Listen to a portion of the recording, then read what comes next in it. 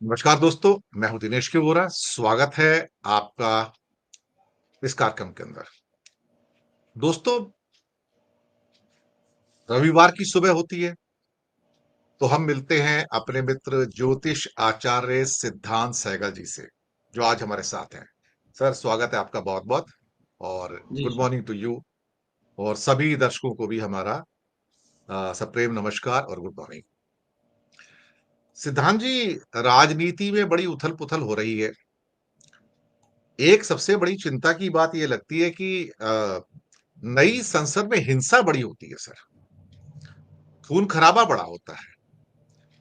समझ में नहीं आता क्या चक्कर है। कुछ लोग कहते हैं कि ये त्रिकोण बिल्डिंग होती है, ये त्रिकोण टाइप की है, तो त्रिकोण अग्नि का प्रतीक होता है। भारत और चाइनीज की जो माइथोलॉजी है उसके अनुसार तो हर जगह वहां पर लोगों को गुस्सा ही आता रहता है, आक्रोशित होते हैं। और अब तो मारपीट की नौबत आ गई है, खून खराबे की नौबत आ गई है। और ये कैसी नई संसद है जहां पर सीसीटीवी कैमरा नहीं चलते। बाकी सारे भारत में कैमरा चलते रहते हैं, लेकिन संसद के कैमरा या तो बंद कर दिए जाते हैं या फिर सुबह से लेके शाम तक इस संसद के अंदर एक चीज प्रमुख से होती है। हिंसा तो है ही है, षड्यंत्र होते हैं। और ये षड्यंत्रों की मात्रा भी बढ़ती चली जा रही है। ये एक बड़ा चिंता का विषय लग रहा है। अमित शाह बड़बोले बोल बोलते बोलते उस सीमा पर पहुंच गए जहां पर अमित शाह ने अंबेडकर साहब का बड़ा अपमान कर दिया। क्योंकि इनको अब लगना शुरू हो गया कि ये तो हिंदुस्तान के मालिक बन गए हैं। जब हिंदुस्तान के मालिक बन गए तो इनको तो कोई हटाने वाला है नहीं। लेकिन कहते हैं ना कि वक्त से बड़ा तो कोई सिकंदर होता नहीं। वक्त बदलता है तो वक्त के सफे बदल जाते हैं, वक्त के सफे बदलते हैं तो बड़े बड़े सिकंदर धराशायी हो जाते हैं। पर हाँ, जब तक ये रहते हैं तब तक तो इनको एहसास रहता है ना कि भाई ये पूरी दुनिया के मालिक हैं। जैसे सिकंदर भी कहता था कि हम तो 50 साल के लिए आए हैं। कहते हैं man proposes and God disposes. और साथ में ही सर, ये खड़गे साहब ने भी एक दिन कहा था अपने एक भाषण में कि भारतीय जनता पार्टी एक आतंकवादियों की पार्टी है। आतंकवादियों की पार्टी, ये बड़ा बोल था उनका। और जो उनके कर्म है वो भी लगता कुछ ऐसे ही हैं। तो ये सारे मुद्दे हैं जो आज पूरे देश को उद्वेलित कर रहे हैं। तो सबसे पहले तो मैं एक पहला प्रश्न लेके आऊंगा बिना किसी देरी के, कि संसद में इतनी हिंसा, इतना आक्रोश क्यों सर? किस लिए सर? क्या कारण क्या है सर? सिद्धांत जी, जी। सर। नमस्कार वोरा सर और हमारे दर्शकों को भी प्रणाम मेरा। देखिए, चाइनीज़ माइथोलॉजी या चाइनीज़ वास्तु के हिसाब से ही नहीं, भारतवर्ष के वास्तुशास्त्र के हिसाब से भी भवन के आकार का जो नियम है या जो विशेष महत्व है, इसमें घर के ऊर्जा प्रवाह, समृद्धि और सुख शांति को प्रायोरिटी पे रखा जाता है। सामान्यतः वर्गाकार और आयताकार भवन जो वास्तु के अनुसार शुभ माने जाते हैं। त्रिकोणीय भवन शुभ नहीं होता और ऊर्जा प्रवाह में जो है असंतुलन पैदा होता है त्रिकोणीय भवन से। त्रिकोणीय भवनों को वास्तु में शुभ नहीं माना जाता क्योंकि उनका असामान्य आकार ऊर्जा के प्रवाह में असंतुलन उत्पन्न करता है। यूं इस तिकोने सेंट्रल विस्टा को जस्टिफाई करने के लिए बहुत से वास्तुशास्त्रियों ने, ज्योतिष के नियमों के साथ भी खेल कर दिया। सब कुछ जस्टिफाई कर दें। यहाँ 3 क्या उन्होंने नियम वहाँ गिनवा दिए, तो वो नहीं फेवरेबल नहीं थे। त्रिकोणीय भवन के जो कोने जो होते हैं, वो तेज होते हैं, नकारात्मक ऊर्जा उत्पन्न कर सकते हैं, मानसिक अशांति में वृद्धि होती है, आर्थिक समस्याएं बढ़ती हैं और संबंधों में खटास हो सकती है। और वो सब कुछ हो रहा है इस नए भवन में। पहले भी होता था, लेकिन अ, बड़े अफ़सोस के साथ कहना पड़ता है कि संसद में आज से अटल बिहारी वाजपेयी जी के काल तक मैं कहूँगा, अटल बिहारी वाजपेयी जी के काल तक, उसके बाद मनमोहन सिंह जी भी बहुत इंटेलेक्चुअल भाषण रखते थे। लेकिन चूँकि सरकार भाजपा की है इस वक़्त, तो मैं भाजपा को चिन्हित करने के लिए यहाँ अटल बिहारी वाजपेयी जी का नाम ले रहा हूँ। अटल बिहारी वाजपेयी जी के काल तक आदरणीय लाल कृष्ण आडवाणी जी बोलने के लिए खड़े होते थे, तो लोग सुनते थे उनको। अटल बिहारी वाजपेयी जी भाषण देने के लिए खड़े होते थे, तो लोग सुनते थे। लेकिन उसके बाद विशेष करके मैं कहूँगा 2009, 10, 11 के बाद से एक विघटन काल शुरू हो गया और उसमें आग में घी की तरह ये तिकोना भवन भी शायद सामने आ गया। त्रिकोणी आकार जो है एक्चुअली ये अग्नि तत्व का प्रतिनिधित्व करता है। जो नियंत्रित ना हो तो तनाव, गुस्सा और विवादों को बढ़ा सकता है। त्रिकोणी भवनों में जगह का समुचित उपयोग नहीं हो पाता क्योंकि जो आखिरी कोना होता है त्रिकोण होने की वजह से उसका उपयोग नहीं होता, वो यूं ही पड़ा रह जाता है, रहने वाले को असुविधा होती है। वास्तु में जो विषम आकार, ऑड शेप जैसे त्रिकोणीय, अष्टकोणीय या अन्य अनियमित आकृतियां अनुशंसित नहीं है, इसको अप्रूव नहीं किया गया है क्योंकि ये सब जिंदगी में अस्थिरता का संकेत देते हैं। तो ये तो समस्या है। आप ज्योतिष के तौर पे भी जब हम लोग ग्रहों की स्थिति और राशियों में ग्रहों की स्थिति जब देखते हैं तो हम इस बात को गणना में लेते हैं। एक एक बात कहना चाहूंगा, हमारी जो संसद है ये बिल्कुल सोमालिया की संसद की कॉपी है सर। ये बाद में सुना है। फोटोग्राफ आए थे, और जो गुजरात के वास्तुकार थे उन्होंने सोमालिया की संसद को उठा के यहाँ पे ठाप दिया। सोमालिया का क्या हाल है दुनिया में सबको पता है कि जितना रक्त रंजित प्रदेश देश दुनिया में कोई नहीं जितना सोमालिया है। जितनी डकैती चोरी वहां पे होती है, जितनी हिंसा वहां पर होती है, इतनी कहीं और पे नहीं होती। तो हमें कोई और अच्छा उदाहरण नहीं मिला था कि इनके वास्तुकार को जो गुजराती थे कि उठा के सोमालिया की संसद को यहाँ बना रहे हैं। इतनी मूर्खता आपने कहीं और देखी किसी और देश में सर?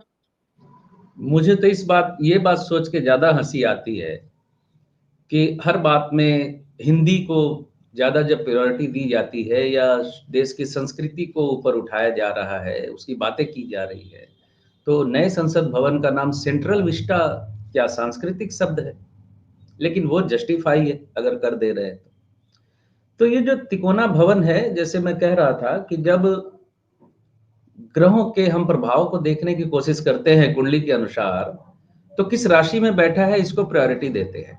अगर अग्नि तत्व के राशि में बैठा है तो जातक को जाहिर है क्रोध आएगा। जल तत्व का ग्रह जो अगर अग्नि तत्व में चला गया तो जाहिर है जल ने सूख जाना है। जल की जो कमनीयता है, जल की जो मर्शी नेचर है, वो तो नहीं रहेगा वहां।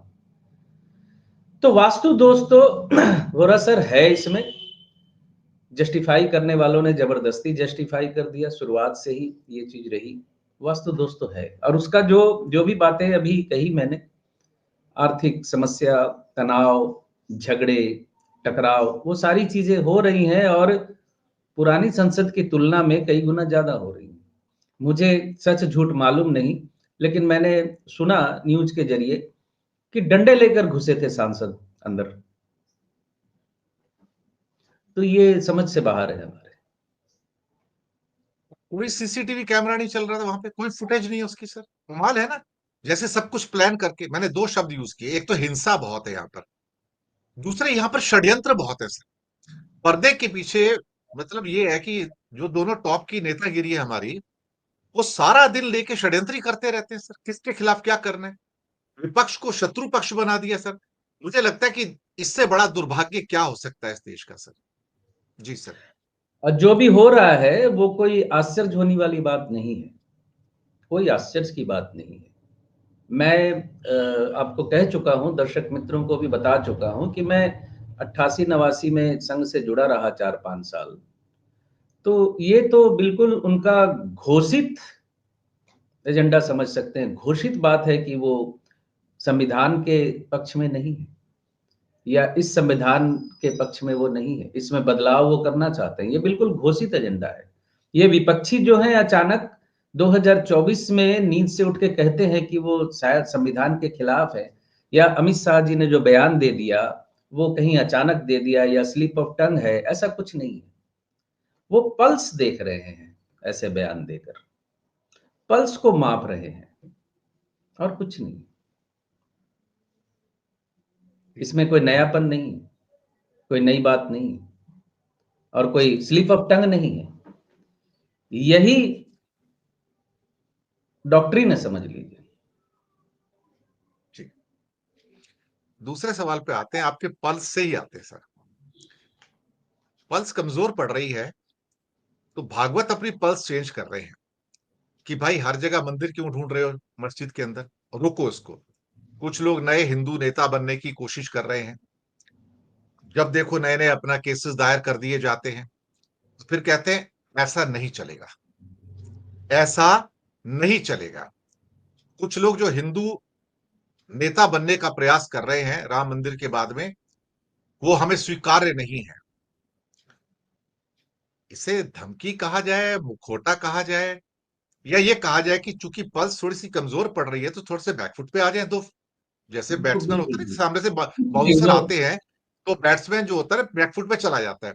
ये थोड़े समय के लिए बैकफुट पे आए हैं, ये उसके बाद फिर आके फिर अपना घृणात्मक कार्य करेंगे। ये भागवत के स्टेटमेंट में मैं आपका, भागवत की कुंडली भी आपके पास है सर, तो ये भागवत इस किस्म के व्यवहार क्यों कर रहे हैं?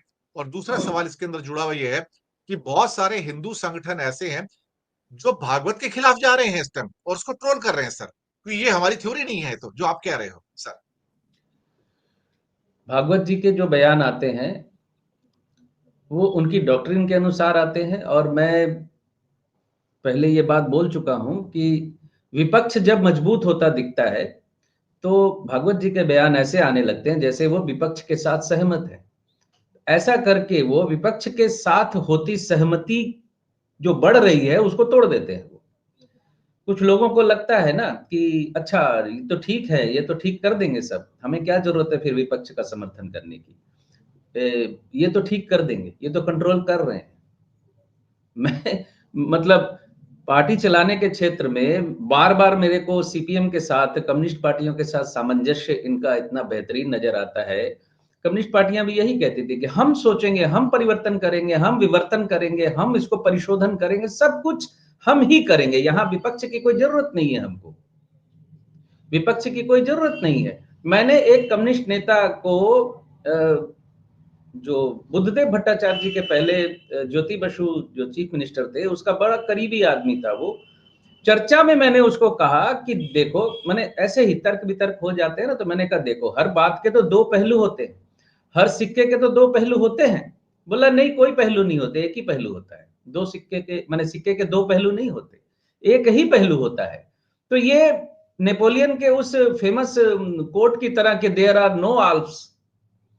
जब नेपोलियन से पूछा कि इसको कैसे पार करोगे, सामने तो आल्प्स की पहाड़ियां हैं, तो बोला देयर आर नो आल्प्स, कोई आल्प्स है ही नहीं यहाँ सामने। तो यहाँ सिक्के का एक ही पहलू है, दूसरा पहलू ही नहीं मानते। मैंने कम्युनिस्ट पार्टियों की बात कर रहा हूँ, अभी तक ये लोग इतने खुले नहीं इस सर मामले आपने में। तो ये शोले का, आपने तो शोले का सिक्का उछाल दिया, दोनों साइड में हैंड ही हैंड है हाँ, सर। हाँ, वो भी एडेड है, यही चीज होगी। तो उस व्यक्ति ने मुझे डायरेक्ट कहा, बोला सिक्के के दो, दूसरा पहलू नाम की कोई चीज नहीं होती, हम ही हैं। तो ये जो विपक्ष जब मजबूत होने लगता है, विपक्ष जैसे कि 240 सीटों पे आ गए लोकसभा चुनावों में, तो विपक्ष की जो मतलब प्राप्ति थी, विपक्ष की एकता की वजह से ये जो नीचे आए, उसको आरएसएस ने छीन लिया। इस चीज को छीनने की कोशिश की और कुछ हद तक कामयाब रहे। लोगों के दिमाग में ये मैसेज दे दिया कि संघ ने समर्थन नहीं किया, इसलिए ये कम हो गए, ना कि विपक्ष की लड़ाई की वजह से ये कम हुए। सिक्के का दूसरा पहलू गायब करने की चेष्टा है, कुछ नहीं। आपको लगता है कि ये भागवत की बातें मानेंगे सर, ये हिंदू जो ट्रोलर्स हैं सारे के सारे, और जो केसेस बंद हो जाएंगे क्या? नहीं, मैं आम लोगों से भी बात करता हूं और आम लोगों से फिर पूछता हूं कि ये न्यूज़ मालूम है? तो न्यूज़ नहीं देखते हैं वो। न्यूज़ उनके पास नहीं है, न्यूज़ उनके पास नहीं है। तो ये कुछ विमर्श-विमर्श नहीं हो रहा है, विमर्श का ज़्यादातर ढोंग चलता है। वो एक तरफ़ा, जी। सिक्के का कोई दूसरा पहलू नहीं है, इस स्थिति की तरफ ले जाया जा रहा है। और ये बयान जो जी। आते हैं, ये सोचे-समझे आते हैं, कोई स्लिप ऑफ टंग नहीं है। पल्स नापने का। और दूसरी बात है कि देखिए, समय जब बुरा होता है, जब समय अच्छा नहीं होता, तो ऐसी ही घटनाएँ घटती हैं, या उसी के कंधे पे बंदूक रख दी जाती है कि ये बयान तुम दे दो। उनका टाइम खराब है, तो उन्होंने ये बयान दे दिया। पिछले 2-4 एपिसोड के पहले मैंने अमित शाह जी के बारे में कहा था ना कि मार्च 2025 तक समय उनका अच्छा है नहीं।